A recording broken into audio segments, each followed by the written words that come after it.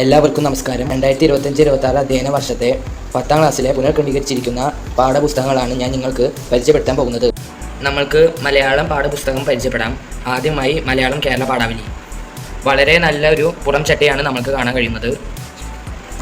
തുറക്കുമ്പോൾ തന്നെ മനോഹരമായ ചിത്രങ്ങളാണ് പ്രിൻ്റ് ചെയ്തിരിക്കുന്നത്. നല്ല ക്വാളിറ്റിയുള്ള പേപ്പറുകളാണ്. ഉള്ളടക്കമാണെങ്കിൽ 5 യൂണിറ്റാണുള്ളത്. പിന്നെ ഇതിന് ആകെ ഒരു പാർട്ട് മാത്രമേ ഉള്ളൂ, പാർട്ട് 1 മാത്രമേ ഉള്ളൂ. ഇനി അടുത്തതായി അടിസ്ഥാന പാഠാവലി പരിചയപ്പെടാം. വളരെ നല്ലൊരു പുറം ചട്ടയാണ് കാണുന്നത്.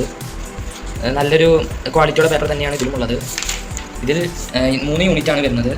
അതിൽ ഓരോന്നിലും 3 ചാപ്റ്ററുകളാണ് ഉള്ളത്. അടുത്തതായി നമുക്ക് ഇംഗ്ലീഷും ഹിന്ദിയും പരിചയപ്പെടാം. ആദ്യമായി ഇംഗ്ലീഷ് പാഠപുസ്തകം. പാർട്ട് 1 ആണ് ഇതുവരെ കിട്ടിയിട്ടുള്ളൂ. ഇനി പാർട്ട് 2, 3 കിട്ടുമായിരിക്കും.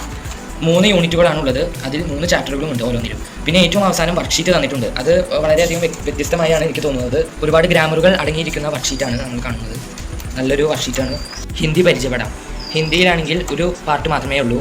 എല്ലാ ചാപ്റ്റേഴ്സും ഒരു പുസ്തകത്തിൽ മാത്രമാണ് ഉള്ളത്. എല്ലാം കൂടെ 5 യൂണിറ്റുകളാണുള്ളത്.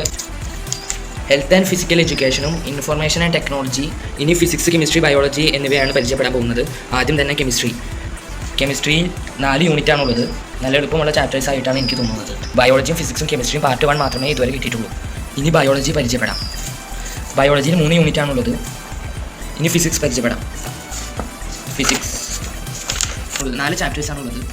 ഇനി സോഷ്യൽ സയൻസ്, ഹിസ്റ്ററി, ജോഗ്രഫി പരിചയപ്പെടാം. ഹിസ്റ്ററിയിൽ 5 ചാപ്റ്റേഴ്സ് ആണുള്ളത്.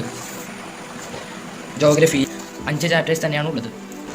നമ്മളുടെ എല്ലാം പ്രധാനപ്പെട്ട സബ്ജക്റ്റായ മാത്തമാറ്റിക്സ് പാർട്ട് 1 ആണ് ഇതുവരെ ലഭിച്ചിട്ടുള്ളത്.